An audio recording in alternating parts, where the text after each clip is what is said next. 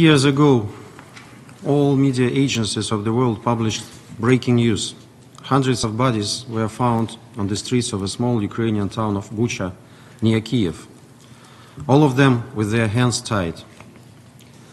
Most of the Western media outlets unequivocally and squarely blamed this massacre on Russia, and Bucha since then was deliberately and consistently turned into a symbol of Ukrainian martyrdom and alleged Russian brutality. This small place has become a quasi-obligatory destination for any foreign delegation visiting Kyiv. In this propaganda exercise, all the blanks, false claims and discrepancies of the official version of events were deliberately disregarded. But let's ask ourselves a simple question. Do we know what really happened in Bucha 3 years ago? Do we care about the truth? It's obvious that as far as the Kyiv regime and its Western backers are concerned, they definitely don't. And they don't want the others to ask these questions too. They feel quite comfortable in the bubble of lies about Russia, which they have been consistently inflating for at least 2 decades. And since the Bucha hoax is one of the core elements of this bubble, the West is aggressively resistant to any attempts to question the Bucha narrative. I have no doubts that today in their statements our Western colleagues will label our meeting, quote, Russian propaganda and manipulation, end of quote, ignoring facts and testimonies that they will hear. That's their well-known tactics to ignore truth and uncomfortable facts. But as we all know, facts are stubborn things, and it's hard to dismiss strong evidence. Therefore, we intend to briefly revisit today the events of end of March, beginning of April 2022. First of all, it is important to recall the context of these events. As you all know, Russia started its special military operation on February 24, 2022. And by mid-March, Russian troops have advanced as far as outskirts of Kyiv, including Bucha. But since we were from day one prioritizing a diplomatic solution over a military one, by that moment, bilateral Russian-Ukrainian talks on how to end this conflict proceeded first in Minsk and then in Istanbul. And by the middle of March 2022, our negotiators initialed a draft agreement which contained principles acceptable both to Russia and Ukraine. Given such a progress, as a gesture of goodwill, Russia took a decision to voluntarily withdraw from a number of northern regions of Ukraine, including the Kyiv Oblast, where Bucha is situated. To give you an idea, we will show you a slide with 2 maps depicting the territory controlled by my country in Ukraine on March 15 and April 5, and you will see the difference.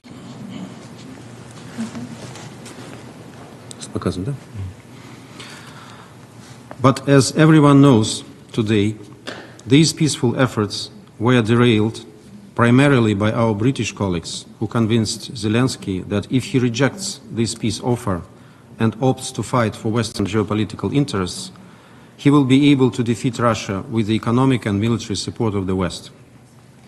And the ambitious and narcissist Ukrainian president fell for the bait, thus making, as it is clear today, a fatal mistake for his country. But then everything looked different, and the task was to create an unbeatable pretext that could convince his countrymen and the international public opinion that agreeing on something with Russia was not an option. Here came this idea of a terrible false flag operation in Bucha, jointly implemented between April 2 and 3 by Ukrainian Special Services and MI6. Later, British Prime Minister Boris Johnson capitalized on the international outcry after discoveries in Bucha, and together with Zelensky announced in Kyiv on April 9 that instead of signing an agreement with Russia, Ukraine will continue to fight, and the West will actively help it. And before that, our British colleagues who were presiding over our Council in April 2022, in blatant disrespect to their mandate, rejected our request of the urgent meeting on Bucha Provocation that we tabled as early as April 3, thus displaying their clear involvement in this provocation. This unprecedented disdain for the Council working methods is documented through our letter circulated as an official document of the Council. Colleagues, facts are indeed stubborn things, so let me briefly walk you through major discrepancies of the Bucha narrative. On March 30, 2022, following another round of talks in Ankara, the Russian Ministry of Defense announced the withdrawal of forces from several regions, including Bucha.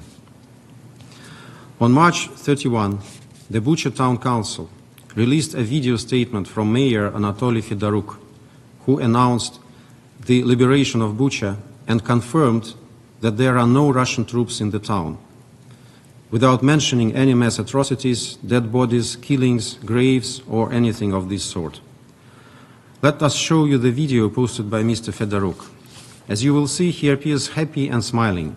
It is hard to imagine that he would act this way against the backdrop of an alleged massacre in the streets. Друзі, шановна бучанська громада, 31 березня віде в історію нашого населеного пункту всієї територіальної громади як день звільнення від російських орків, від російських окупантів нашими Збройними силами України, наших населених пунктів. Тож сьогодні констатую, що цей день є радісний і велика перемога наших Збройних сил на Київщині, і ми обов'язково з вами дочекаємося і будемо все робити для того, щоб велика перемога була по всій Україні. Слава нашим Збройним силам України, слава Україні, слава кожному українцю, незалежно від того, в якому куточку України він зараз знаходиться.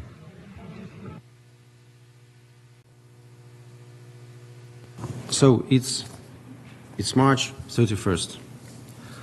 On April 2nd, 2022, the National Police of Ukraine shared footage on its Telegram Messenger channel showing Ukrainian special forces entering Bucha, which you see on the screen. The footage shows no dead bodies in the streets. The police personnel interviewed several people in different locations across Bucha, yet none of them mentioned any massacre or mass killings. The camera also captures broader areas behind these people with no dead bodies in sight. To sum up, for 4 days after the Russian military left Bucha, there was not a single sign of any atrocities. I repeat, not a single reference to it anywhere. There were also numerous images of photojournalists swarming around the streets of Bucha during these days, taking pictures on top of one another. The pictures themselves were rather standard for a conflict zone: burned military equipment and damaged surroundings, which is explainable since Ukrainian forces had been heavily shelling the town while the Russian army was there. But what is missing on all these early photos of Bucha immediately after withdrawal of Russian forces are bodies and the signs of mass executions. Let me draw your attention in this regard to another infamous video that was posted by a certain Ukrainian neo-Nazi Serhiy Korotkikh, the leader of the Ukrainian territorial defense units that entered Bucha after the withdrawal of Russian forces. It depicts members of his unit discussing whether they should shoot people not wearing blue armbands, the sign indicating support for the Kyiv regime. And you understand that these could be only civilians, as the Russian forces had left the town 4 days ago.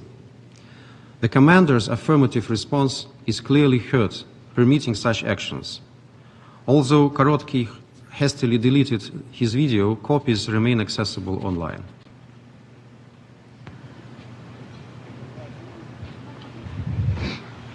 Он пацаны без синих повязок, можно по ним стрелять?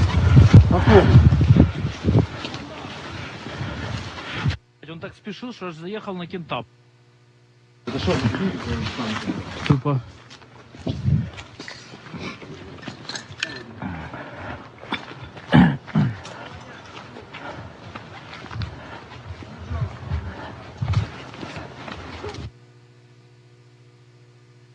So, what we have just seen here is a selfie video of a renowned neo-Nazi who hates Russia and its supporters, giving a direct order to Ukrainian militants to shoot civilians without the blue armband, which perfectly explains dead civilians with white armbands or without blue ones in this area.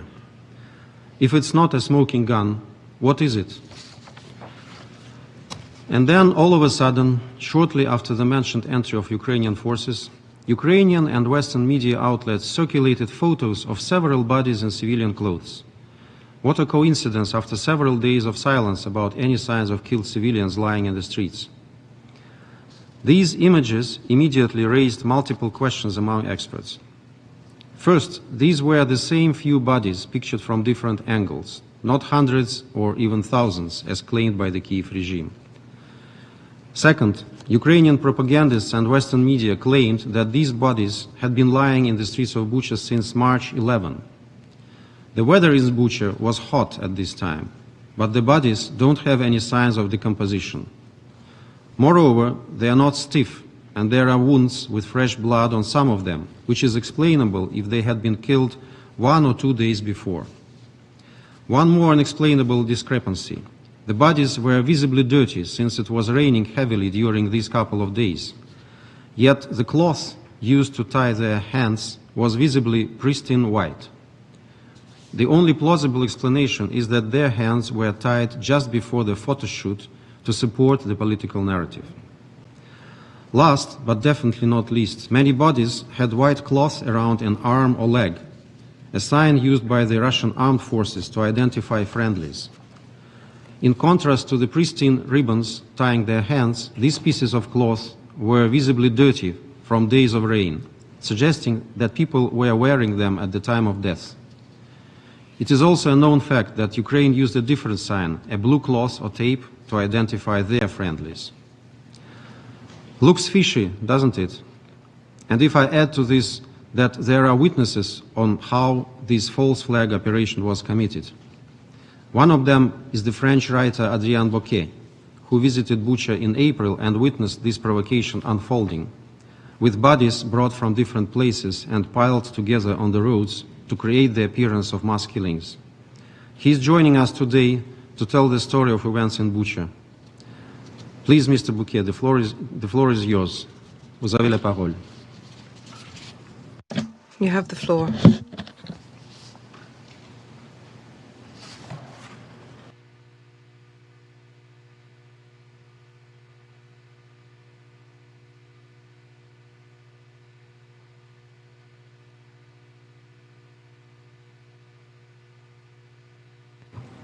Monsieur Bouquet, vous avez la parole.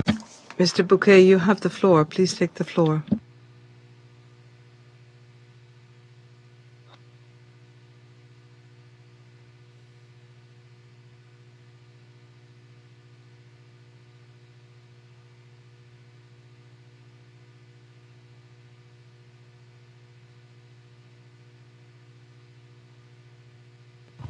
Monsieur Bouquet, vous nous entendez?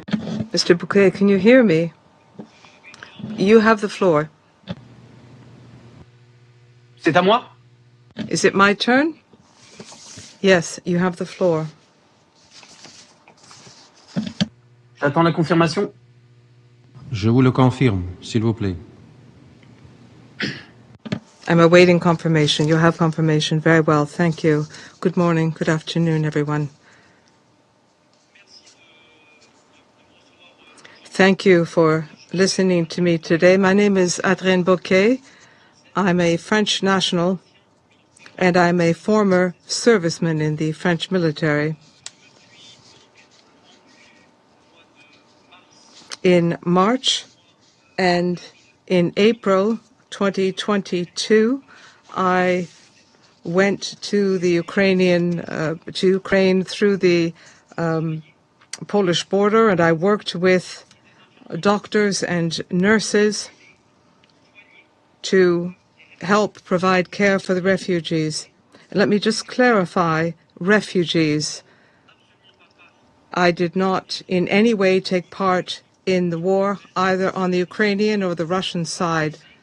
I simply came to assist refugees. Unfortunately,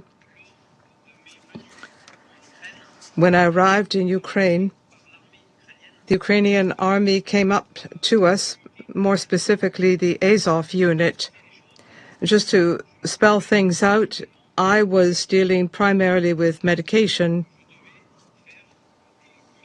and my task was to set up kits and to bring them into Ukrainian hospitals for distribution. We were intercepted a number of times by the Ukrainian army asking for that medication when the medication was to be used for children, just for children. On a number of occasions, we came across the Azov unit of the Ukrainian army, and around the 4th of April, and I may be mistaken by 1 or 2 days, let me just say that in passing, but around the 4th of April, we were in the outskirts of Kyiv, and these Azov units approached us. They came towards us, and they asked us to follow them. A number of soldiers climbed into our vehicles, and we headed towards Bucha. When we arrived in the suburbs, we were checked at a number of checkpoints, but as we were medical volunteers, we were not searched or checked because we were with Azov soldiers. So we were allowed through without our passports being checked or even our vehicles being searched. We came to the outskirts, the eastern suburbs of Bucha, and we saw vans which had corpses inside of them. And these corpses were being unloaded on the roadside and on the sidewalks. So there were individuals dressed as Ukrainian military and some dressed as civilians. So these corpses were unloaded and placed on the sidewalks and on the roads. We found that strange, but we continued on our way. And then we came to the center of Bucha, where there were in point of fact a number of trucks that had been burned out, and there were corpses here and there. Armored vehicles had been set on fire, but here again we saw refrigerator trucks. And once again, they were unloading corpses on the sidewalks and on the roads. At that point in time, let me just point out that there was no journalist in the city. The city had been completely closed by the Ukrainian military. And we went through with the Azov units. So I asked an Azov serviceman, why are these corpses being placed on the sides of the roads, and who are these people? And the answer was that these are individuals who had passed away, who had died in the northeast of Ukraine. He did not clarify where exactly. That's the answer I was given, that these are corpses that come from the northeast of Ukraine.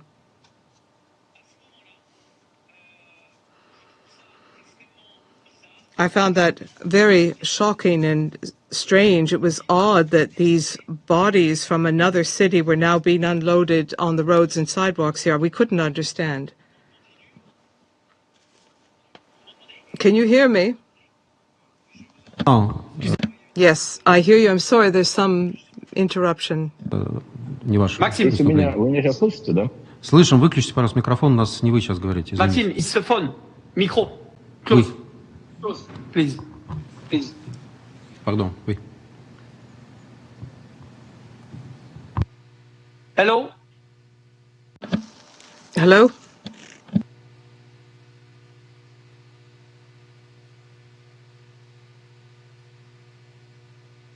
Allô, allô? Oui, continuez, s'il vous plaît. Yes? On vous attend. You have problem? No, we are okay. We're hearing you. Please continue. Okay. Okay, it's okay. It's okay? Yes, it's fine. Please continue. Okay.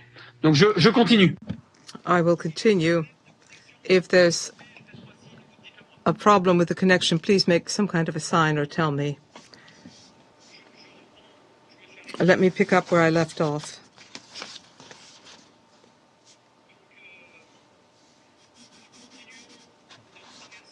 So we continued to cross through the city of Bucha,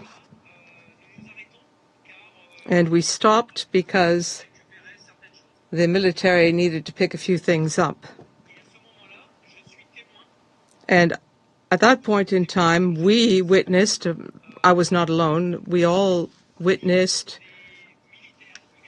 Ukrainian servicemen and civilians, the same individuals who had unloaded the corpses on the side of the road. I saw them tying the hands of these corpses with a white cloth. Let me tell you that what I'm telling you now is what I told investigators over hours and days. I told them what I had witnessed. On the white cloth, I didn't think that was a very important thing, and then I realized ultimately that it was an important fact. Let me explain why. I was shown pictures with a bag that had been found containing white cloth, and I confirmed that indeed that was the white cloth that I had seen being put on these corpses. These corpses have been authenticated by you internationally. These civilians had been killed a few days prior to these events, but a few days earlier there had been rainstorms. There was a lot of mud and soil, and these civilian corpses were covered with mud and dirt. They were quite dirty, all of them. And then I understood that something was not quite right, and that is that the white ribbons that had been put on these corpses were perfectly clean. They were brand new.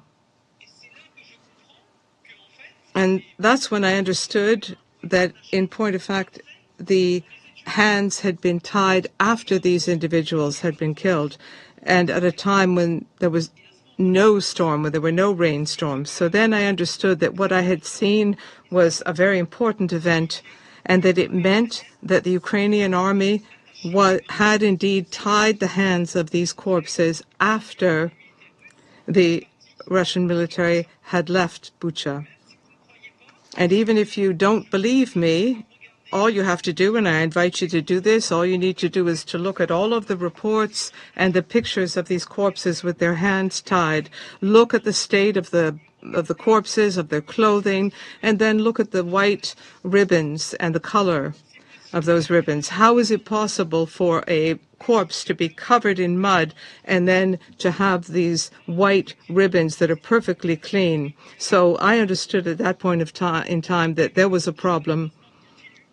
Unfortunately, we continued through Bucha. We arrived at a warehouse and we unloaded our medication, and then these vans, these trucks arrived, and Russian prisoners got off these trucks. And we were told to hurry up and to leave. Some 50 meters away from us, I heard in Russian someone asking, "Who are the officers? Officer." And a Russian serviceman responded that he was an officer and he was set aside. And then 3 Russian prisoners were shot in the knees. And then the Azov servicemen asked me to leave immediately, and I realized that I was witnessing something I shouldn't be witnessing. And so we left quickly, and as we left, I turned around, as did my colleague, a nurse, and we saw an Azov military man execute the officer with a bullet to the head.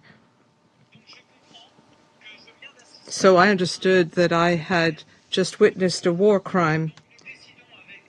And with my volunteer colleagues, we agreed to leave Bucha as quickly as possible because we were quite afraid. We were afraid for our lives. So we asked to leave very quickly, and we used a certain pretext. We told the militia that we were out of medication and that we had to return to the Polish border to load up new medication. And fortunately, they bought our pretext, and we were authorized to leave quickly and immediately. So we left Bucha immediately. Let me just clarify here that I was with a female nurse, a volunteer from Beirut, and I was with a doctor, a volunteer doctor from Canada. So there were three of us. Three of us witnessed that execution of prisoners. And we also witnessed the fact that corpses were being placed on the roads and on the sidewalks, and we had confirmation that these corpses came from cities in the northeast of Ukraine. But at that point in time, I did not understand why these corpses were being unloaded. I only understood that several weeks later when I saw the images and I saw Ukraine saying that the Russians had killed these people. Then, whereas I myself had seen these corpses, and the military had confirmed to me that these corpses did not come from Bucha, that they came from other provinces, other cities in Ukraine. And that's when I understood that these corpses were being used, I think, to make people believe that a lot of killing was going on. Of course, undoubtedly, killings took place in Bucha, but not what you were shown in the media. I can tell you that I'm one of the only members of the media to have been in Bucha in the early days when the Ukrainian army recovered Bucha. And let me point out as well that I crossed the Polish and Ukrainian border on a number of occasions, several times with my passport, and I was checked, but also a number of times illegally without having my passport checked. As you know, at the beginning of the war, there were many places along the border were corridors, if you will. There were a number of places where refugees could flee, particularly refugees without passports. And we picked up these refugees and we took care of them on the other side of the border, on the Polish side. I'll try to wrap up quickly. Why am I telling you this story? Well, because when I returned to France, I had the courage to tell my story to the French media. They listened to me, and a few weeks later, they all turned against me. They made me look like a liar, and they twisted things I said, whereas I had simply told them what I had seen. Let me just point out as well that in France, if you say that you've witnessed a crime and that turns out to be false, then you risk several years of imprisonment. And let me just tell you that I was never arrested. I've never been in prison for having disseminated this information that I witnessed crimes in Ukraine. I wanted to clarify that because the information I gave to some French media was turned against me. They twisted the information around. If that information had really been false, then the French justice would have arrested me. I think that's an important point to make because it's very revealing. Subsequently, my life has changed completely. I've had death threats, a number of threats. Things have been very complicated. I lost my job, I lost my house, simply because I told people what I had seen and experienced in Ukraine. I then decided to go to the Donbass to see what was happening on the other side. So a few months later, I went to the Donbass, summer of 2022, to see what was happening on the Russian side so that I could compare. Again, let me tell you that I am one of the only international war reporters to have been in Ukraine and in Russia during this conflict.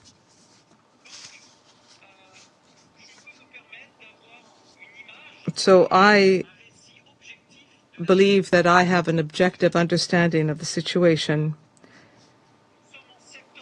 So September 2022, I'm in Donetsk, in the Donbass, and there an attack has just taken place. There's an enormous explosion in the heart of Donetsk.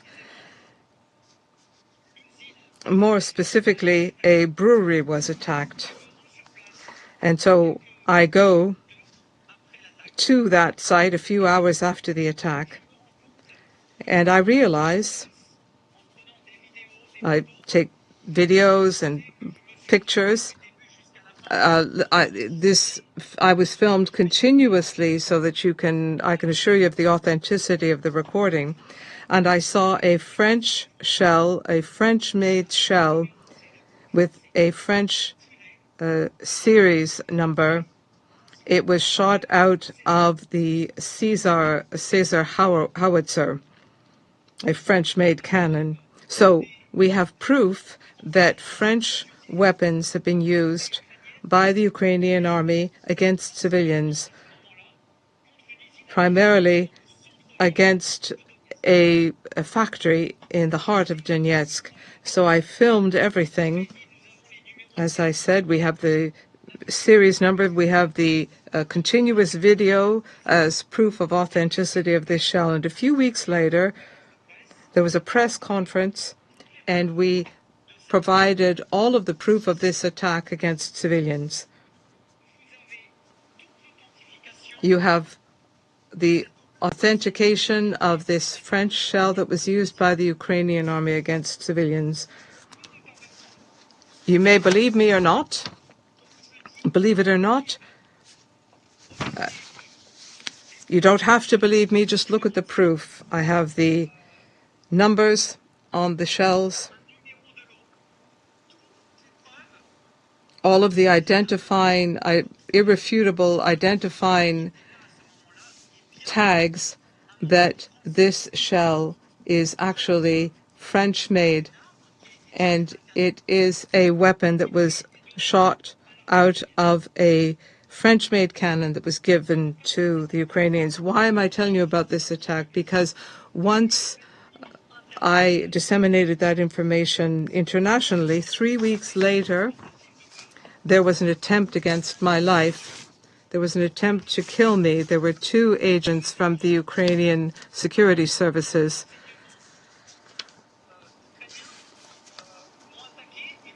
attacked me. They stabbed me several times, and I survived the attack. From that moment on, I understood that people wanted to shut me up. They wanted to kill me, to keep me from telling my story. I know that there have been attempts against my life. It's dangerous, but I'm determined to continue and to disseminate anything I find regarding these attacks.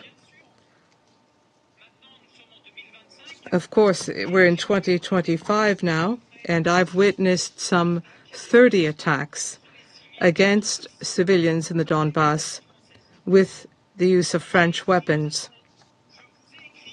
And I have written to you, I've written to the United Nations a number of times to tell you about these French weapons that are being used against civilians in the Donbass. Unfortunately, I've never received an answer.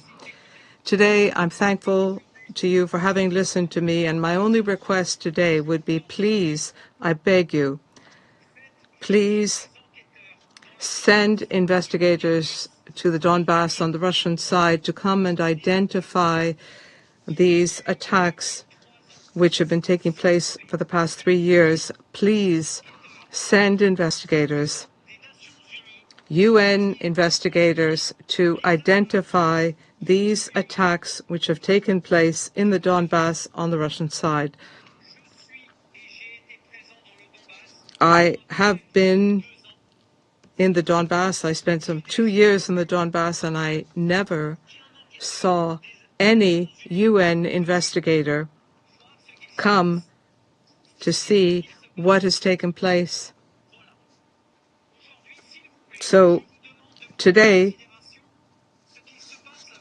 please consider what is taking place there. Women and children, older persons who were dying, people who have died under the shelling from American and European shells that have been given to the Ukrainians.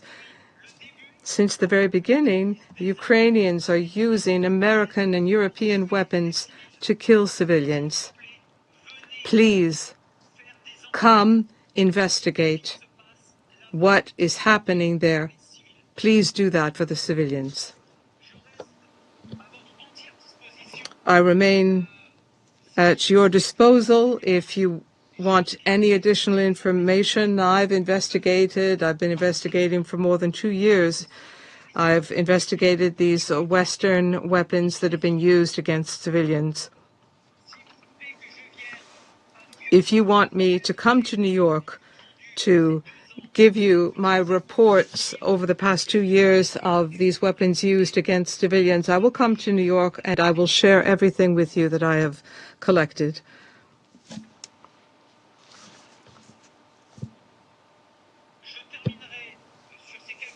I will conclude by saying thank you for having listened to me.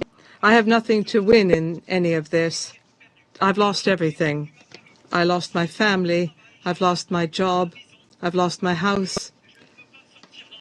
I can't go out into the streets. I have to stay hidden, and I'm afraid that someone will kill me, will try to kill me. That's how much my life has changed. But I want this war to end. It must end. I can no longer watch civilians die in this war. The war must end to save these civilian lives. But as you know, if there have been Russian crimes, those need to be punished as well. But if there have been Ukrainian crimes, they must be punished as well. And I'm here before you today to ask you quite simply to open investigations, to come on site. Please come see what is taking place and what has taken place. That's the only thing I'm asking of you today. Once again, thank you very much for listening to me, and I remain at your full disposal. I can come to New York if need be. Once again, thank you very much for listening to me. Thank you. Merci beaucoup, Adrien, pour votre témoignage. Thank you very much, Adrian, for your testimony and your outstanding courage. It's important for the world to learn the truth, even if the truth is very inconvenient for our Western colleagues. Very important to hear another witness, Mr. Gonzalo Lira, and we would have readily invited him, but unfortunately he was tortured to death in Ukrainian prison. No one has been held responsible for the death of this US citizen, but his debunking video on Bucha fake lives on. So, did anyone pay any attention to these astounding discrepancies and clear testimonies? The answer is no. And there are many others which I will not quote today given our time limits. Instead of displaying their investigative talents, Western media, Western journalists rushed into propagating shallow, baseless accusations against Russia. Was there an independent public investigation in Bucha conducted? No. Moreover, Ukraine and its supporters during these 3 years have failed to provide any trustworthy evidence proving that civilians were killed in Bucha by Russian forces. They have not disclosed even the most basic details, such as the identities of the deceased or the results of the post-mortem examinations. We repeatedly requested this information, including through the UN Secretary General, but in vain. And having listened to Adrian, I think you understand why Ukraine prefers to withhold this evidence, if it has it. I also have to mention that the role of certain UN officials in promoting this provocation is deeply troubling. Instead of maintaining the impartiality required by the UN Charter, they have actively engaged in spreading unverified and unsubstantiated allegations. For example, the report of High Commissioner for Human Rights, Volker Türk, dated 7 December 2022, pretentiously entitled, quote, "Killings of civilians, summary executions and attacks on individual civilians," end of quote, establishes the number of dead civilians as 1,365 in the Kyiv region, including 422 in Bucha, relying solely on a single source, a Facebook page of the main department of the National Police in Kyiv region. In other words, information to support egregious accusations against Russia is taken by the UN from an interested party without any verification from an independent source. Moreover, today, web links indicated in the report no longer work. If you try to follow them, all you get is a notification that the author blocked or deleted the content. Thus, all numbers used in the report are completely baseless, having been taken from biased, unverified, unofficial, and no longer available sources. Before I end the meeting, I want to share brief remarks with you. I understand that today wasn't the easiest area formula meeting of the Security Council that you all attended. It was full of emotions and troubling facts, which are extremely unsettling for everybody. Predictably, those selectively blind and deaf among us chose to call our meeting propaganda and manipulation. Frankly, colleagues, it looked pathetic and unconvincing against the backdrop of the evidence, including first-hand one, that we provided. But instead of focusing on their faint-heartedness, I want to thank those who dared to listen to our briefers and opened their hearts to the emotions and pain that they endured. Colleagues, when we speak about sustainable peace, we have to build it on solid basement and not on the lies and manipulations. And that is why we insist on addressing the root causes of the conflict that started not in February 2022, but 8 years earlier, after the anti-constitutional coup d'etat in Kyiv in February 2014. And this animal cruelty, hatred towards everything Russian, dates back to that period. If you dared to listen to the residents of Donbass when they asked the UN Security Council to come to their help, you would hear the same accounts of mass killings of civilians, unfathomable atrocities, torture, rape, degrading treatment of everyone who dares to defend his or her Russian identity. You just didn't want to listen to them, as you turned deaf ear today to the residents of the Kursk region, who shared with you their pain and sufferings, counting on a certain compassion, ideally support and solidarity. But for our Western colleagues, those in Kursk who lost their loved ones and faced atrocities are just an annoying obstacle to the promotion of a Ukraine is always right narrative. By behaving in this manner, you, colleagues, undermine credibility of the UN Security Council and the UN as a whole in the eyes of those in the world who watch this meeting and who naively believe that truth and iron-cast evidence matters for all members of the Council. As I mentioned, these terrible crimes of the Kyiv regime didn't start in Kursk, neither did they start in 2022. They began in 2014, and we started our special military operation exactly to stop these crimes and to eradicate the evil which nested in Kyiv and proclaimed the war against everything Russian with the blessing of our Western colleagues. Those who have ears, eyes and hearts must have realized through the accounts of our briefers today the true colors of the Kyiv regime and why we are saying that we are not fighting Ukrainians, but we are rather fighting Nazis in Ukraine. I thank everyone for the attention.